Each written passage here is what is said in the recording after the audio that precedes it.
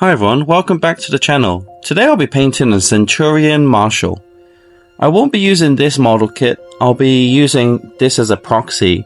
It's from the Chaos Dwarves army, I think it looks cooler. Here's a bit of lore about this model. Centaurian Marshals are deeply devoted to the ruinous powers, often chosen for their unmatched prowess in battle, and their unwavering loyalty to chaos. They strive to spread the influence of their dark gods, rallying other warriors to their cause. As tactical leaders, they excel in orchestrating assaults and leading their forces into the fray. Their battlefield presence inspires fear and fervor among their followers, turning the tide of battle in favor of chaos. Clad in dark, ornate armor, Centaurian Marshals often bear sigils and trophies that signify their conquests and devotion. Their appearance is both intimidating and awe-inspiring, reflecting the twisted beauty of chaos. Many Centaurian Marshals engage in dark rituals to gain favor from their gods, enhancing their abilities or imbuing their weapons with dark magic. This connection to the chaos gods not only fuels their ambition, but also grants them formidable powers on the battlefield. The rise of a Centaurian Marshal is often marked by bloodshed and betrayal.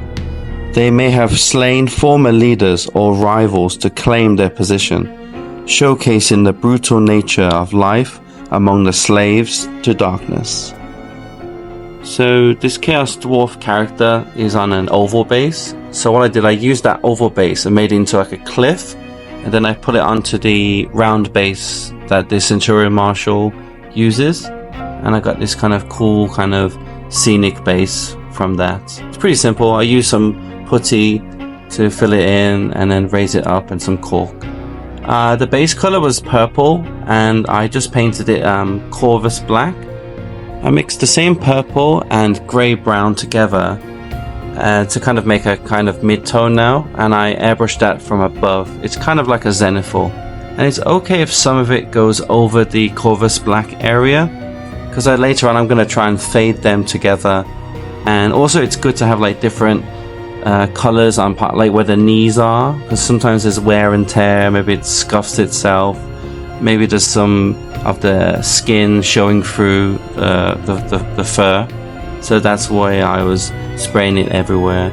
Also the underbelly as well, I tried to keep that like a fleshy color too.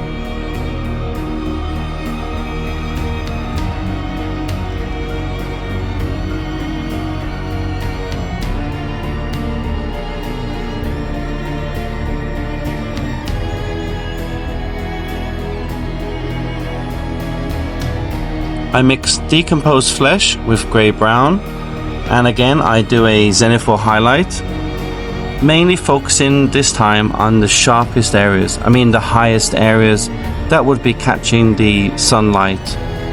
I'm still keeping the purple showing in the recesses, so I'm only aiming downwards unless it's under the belly or on the previous areas like the knees. And if you want to add some discoloration in different parts, that's also cool too. Just makes it a bit more interesting. And also don't worry if it seems a bit too if the Corvus black part seems a bit too pale, we'll tone that down later, so don't worry about that. You can be a little bit messy at this point.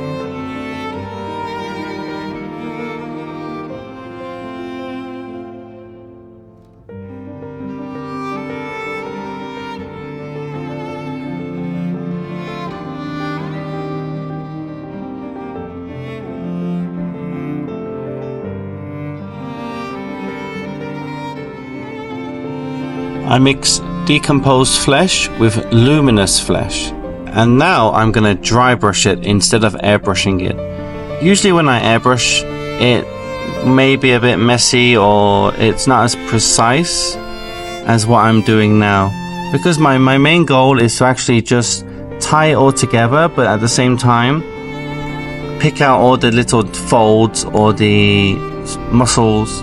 So you see on the shoulder there, I added a bit too much paint on my brush, so I just wiped it off, and then what I'm doing now, I'm just smudging it, and that usually works. So in the future, if you have a dry brush and you accidentally have a bit too much paint on some parts of your brush, you can always just quickly get rid of the paint, and then you kind of blend that smudged area in, because the paint's still a little bit wet, and it will fade over time, and then it'll be fine.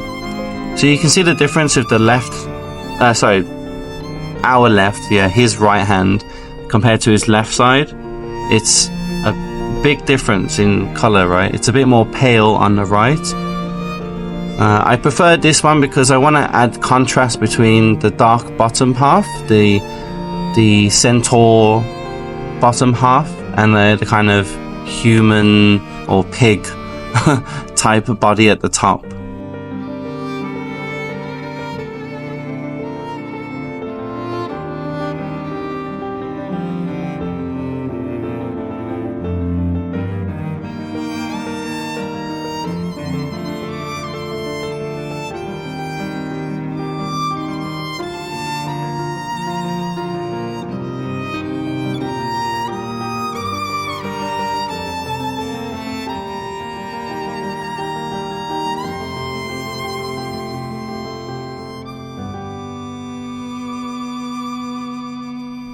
With a brush, I just use the same color now, and I kind of glaze or edge highlight each part of the muscles on his chest and his arms, shoulders, even his fingers. But I usually try and keep it to the top of each muscle or area. As I said, the light will be touching these areas more, and it will help, because if you paint lower, it'll just basically paint over the contrast we've added with the purples and the dark browns. So it's just be careful not to add too much of this light color, otherwise you'll just lose that contrast.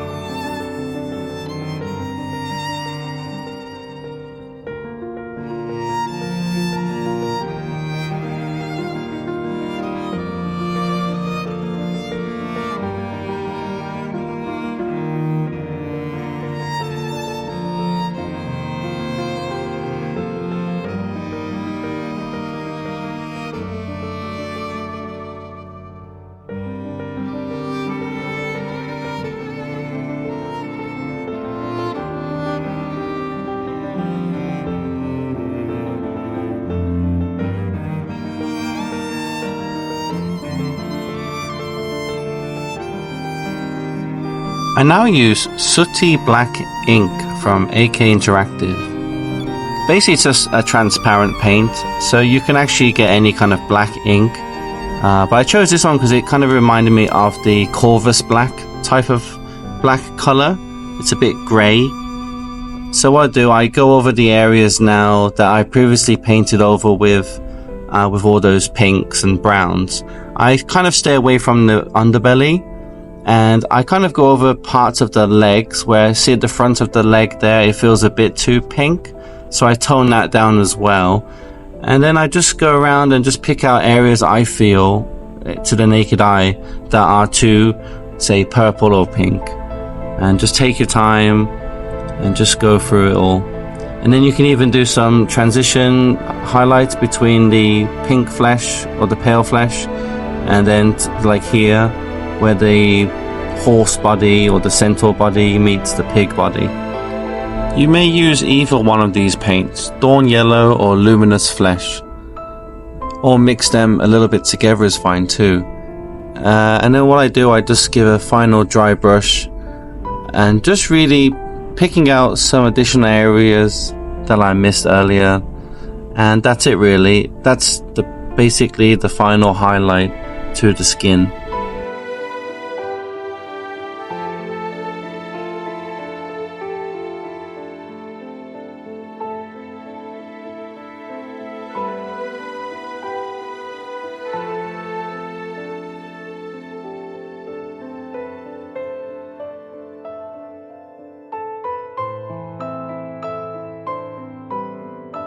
I use Druchii Violet as a big shade now, because I feel some of the purple areas are a little bit too faint in some areas. So what I do, I try to focus applying it more into the crevices, like under the arms and closer to where the metal armor is located, so it kind of adds a bit of shadow to it. And then anywhere else I feel like it could use a bit of color tone change, like a bit of interesting colors to warm it up a bit, especially like around the horns here as well. Things that protrude out of the body may have some bruising, so that's one thing to think about when you're adding this shade.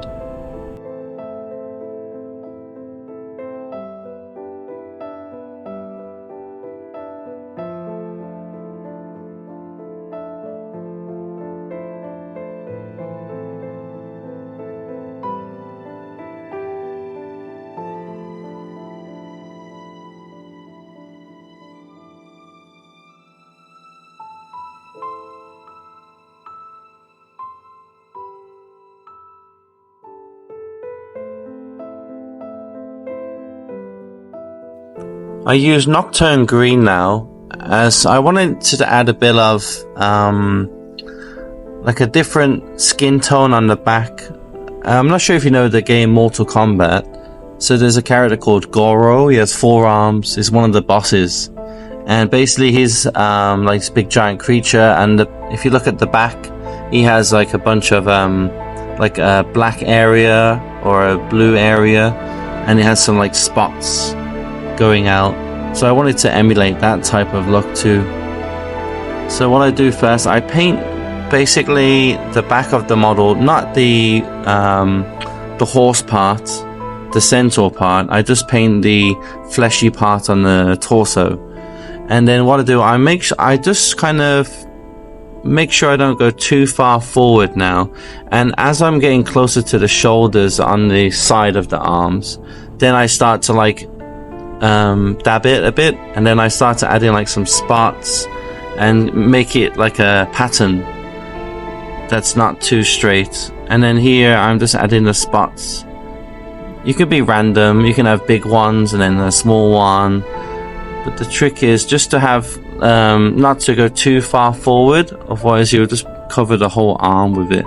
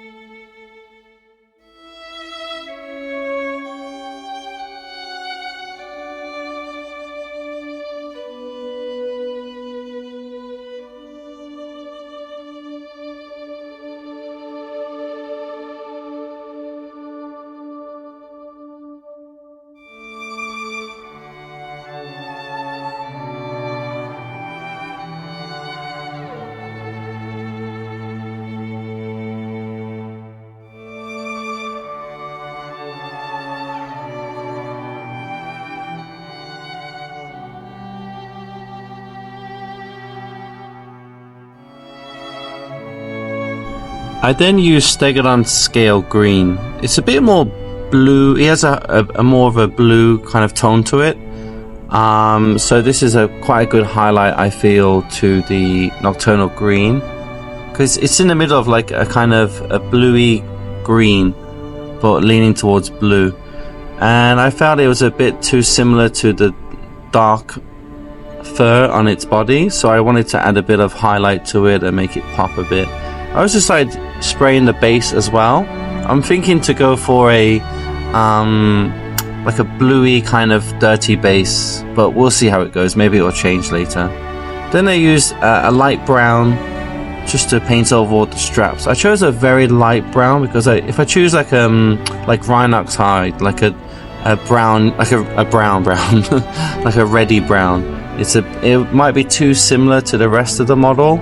So I wanted this part to kind of pop a bit, and then it might separate the different parts of the body and the armor plates. And don't worry, it looks very bright now, but I'll tone it down later with some contrasts and shades. Now I'm using the metallics, so I'll be using different types of golds for this one. This is a very dark one. It's called Decayed Metal, and the previous one was called Necro Gold. So the Decayed Metal is, I find it's a very good base color, even if you're painting gold models too. It really helps with like if you're going to do a zenithal. So I recommend this as like a base color for a lot of gold colors or brass. So I'll just go over all the areas with this color. Usually the side plates and parts of the weapon. For the silver I use Metal Alchemy from scale 75. Black metal, so it's very dark metal.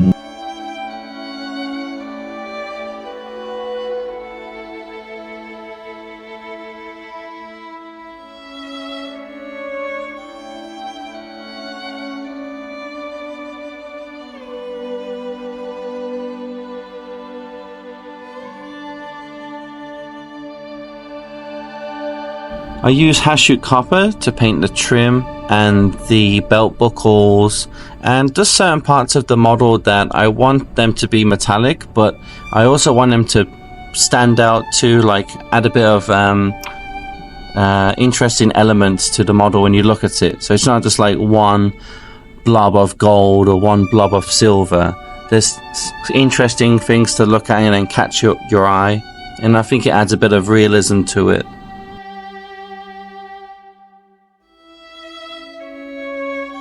I paint the hair Sigvald Burgundy. It's a nice dark purpley red that's not too glaring, but it still helps to separate the model up a bit further. I use Gore Grunter now, and what I do with this, I thin it a little bit of water, and then I just paint over all the straps I painted earlier and all the leather parts.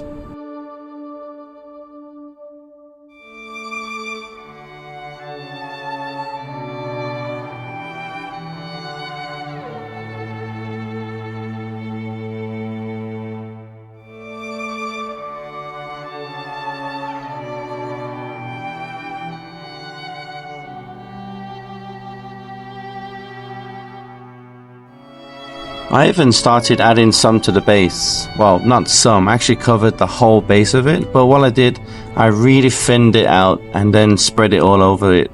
So you can still see some of the blue coming through and any other color that's been oversprayed.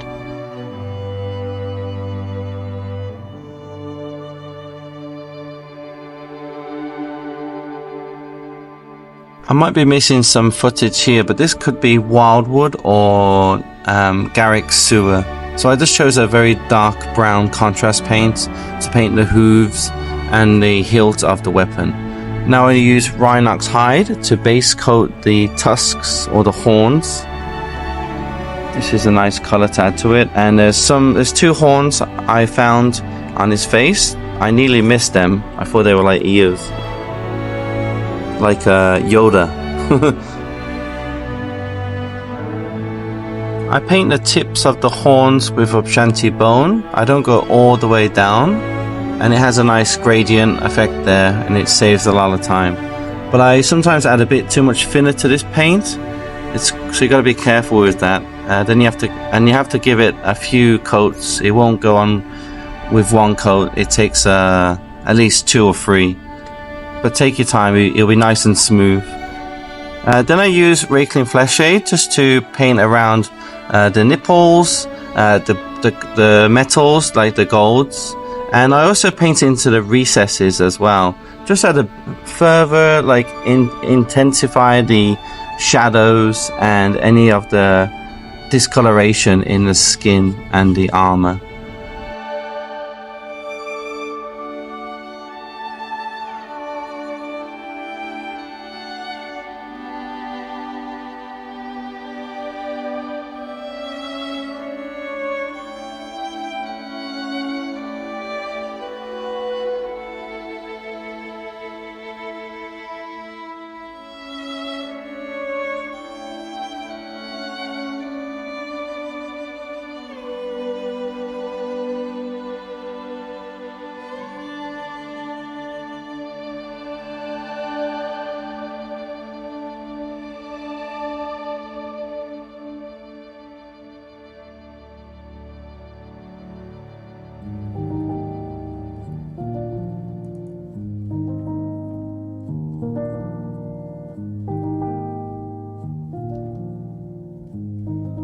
I use silver from Vallejo. It's a very bright silver. And then I paint over the dark metal areas earlier. The dark silver, sorry. And I add some scratches or any kind of edge highlights. And then for the chainmail vest thing, I'm not sure, it's not chainmail, it's just like pieces of rectangle and square metal sheets. I paint in different ones, different colors. So like one would be a dark silver, one would be a bright silver, one is a Hashut copper. I just add a bit of variety in it.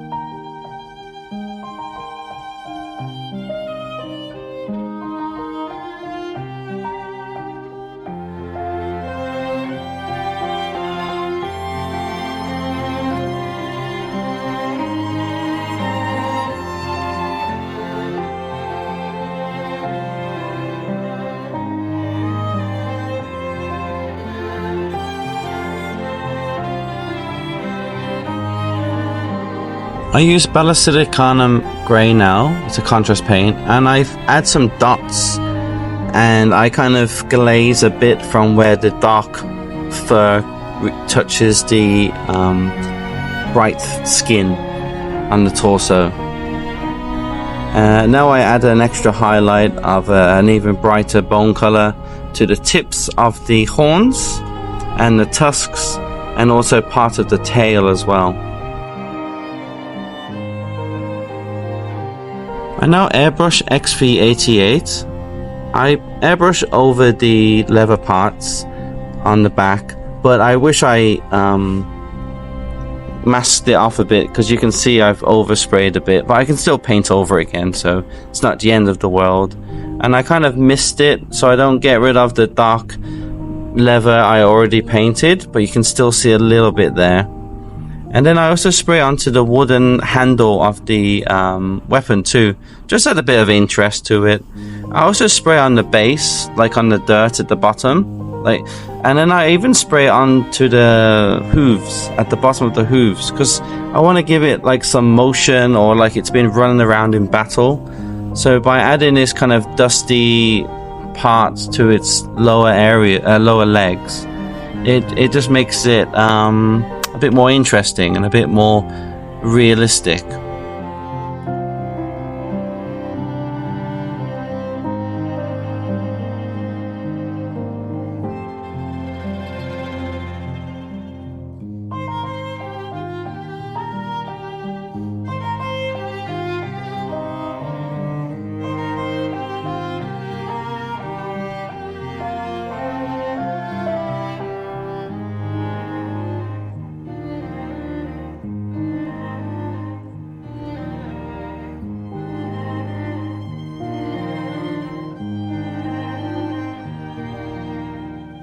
I use Agrax Earthshade now to paint over, sorry, not to paint over, to shade all those really deep recesses or some of the metal I really want to add some shadows in there.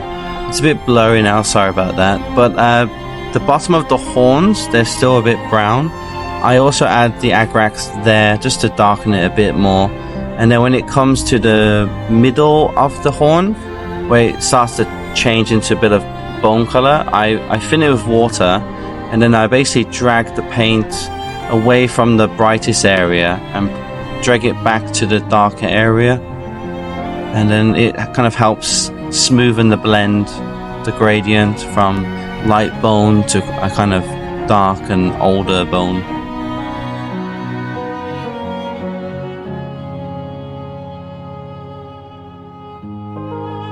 I use Flesh Tearer's Red to base all the weapons now. So for the weapons, I want to make them glowing, bright hearts, just to make them look like they've been empowered by chaos, so they do extra damage and hopefully some mortals as well. So I've learned from my mistakes. I'm going to be using masking putty. This stuff's really great. I bought mine from Green Stuff World, but you can find it on eBay or some other hobby stores. And basically just pull it out, you know, just move it around in your hands, it will become softer. And now what I'm doing, I'm going to cover the body, because I'm going to be airbrushing some OSL onto these blades. So I'm just going to predict where the paint will overspray to, which will probably be the body and a bit of the base. But to be honest, the base, I do want to add some OSL to the base, so I'm not really masking that at the moment, because I kind of want it to kind of naturally overspray it over there anyway. So yeah, I'm just covering all the body and the torso and a bit of the arm as well. So first off, I use Dawn Yellow, and this is a really good yellow. I really love using it. You can also use Ice Yellow, I think it's called. It's very similar, more or less the same. And it's just a one, like I used to use white, and now I just use this instead. I use white for like the final highlight. So you can see here the paint is going over the putty, which is very, if this was like not there, that whole area that I painted would have been wasted. I'd need to paint it again. So yeah, so what I do, I just pick out areas. I want the heat to be on the tips of the weapon, not coming out of the weapon itself, like the hilt. Some people like to have the hotter areas coming out of the weapon, and then it gets less hot, I guess, on the corners. But I think it looks more interesting if you do it this way. But it's completely up to you. You can do the same and then just make it reverse.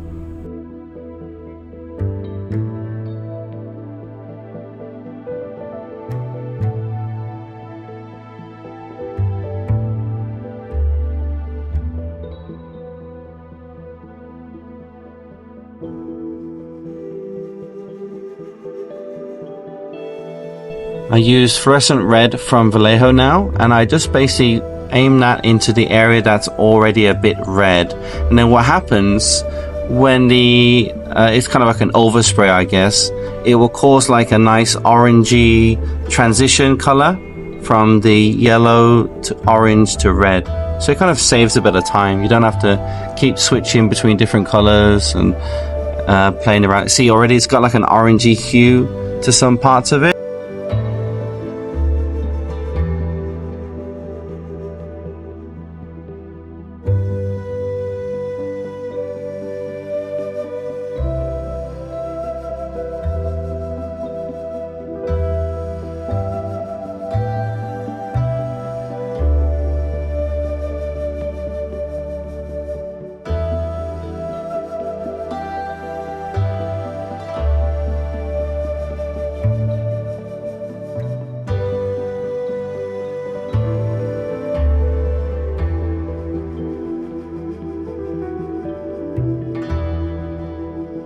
I also start to add the OSL now onto the base. So I kind of spray over the yellow I added previously, and I just try and predict where the light would be catching from the weapons itself. So it's mainly on the corners of the rocks. It'd be quite strong because they're closest. Then I use this fluorescent yellow. It's like an ink from Liquitex. It's really good. I just go over the whole weapon with it, basically, but then I try to focus more on the tips and not on the parts. I focus spraying red, if that makes sense. So, and it also helps with the orange effect too, the mid-tone between the red, orange, and then yellow. So for this weapon, I didn't really add any white. I kind of might go back to it later and add some white at the tips, but I'm kind of happy with it already, so I'm still thinking about it. And also I'm adding some yellow to the base too, where I just sprayed red, just to brighten it up a bit and to make it a bit more dynamic, the lighting and the OSL. I think sometimes OSL, it doesn't have to always make sense, but there's a fine line, right? Here we go. So I'm now the exciting part, taking off the masking putty, and I'm so relieved that there's no overspray or any damage, and that's been caused by my reckless spraying. I've even sprayed onto the arms itself, at the arms themselves, because I wanted to have a bit of OSL there too.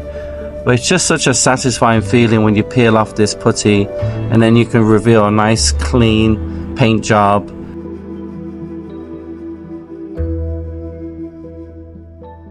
And then this is how it looks, and I'm pretty chuffed of it. I'm very happy with how it turned out.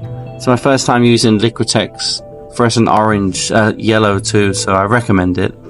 Now I use AK Interactive panel liner, like a brown color, just to go into all the recesses of all the metal parts. This is like a final highlight, like a deep recess shade that really separates the different metal parts.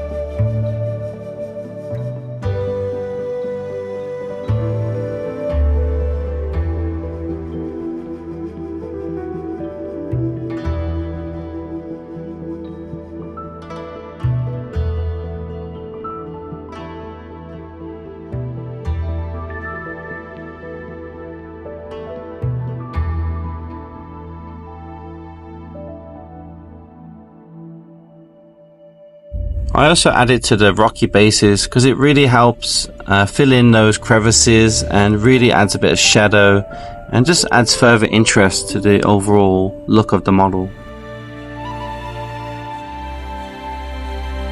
I matte varnished the base and also like the horse ball area. I try and stay away from the metal parts because it dulls it down too much. Then I use some snow texture from Tamiya. Any is fine, but this is pretty good. And just add a bit of interest again to the base. So we're finally done. So I hope this video was useful, and please leave a like if you learned something from it. Leave a comment if you have any suggestions or any requests, and also let me know if you enjoyed the lore bit in the beginning of the video, because I'm thinking to add more lore to this channel, especially in the painting videos, just to add a bit of interest to these awesome models. So thank you very much. Happy painting, everyone. See you next time. Bye.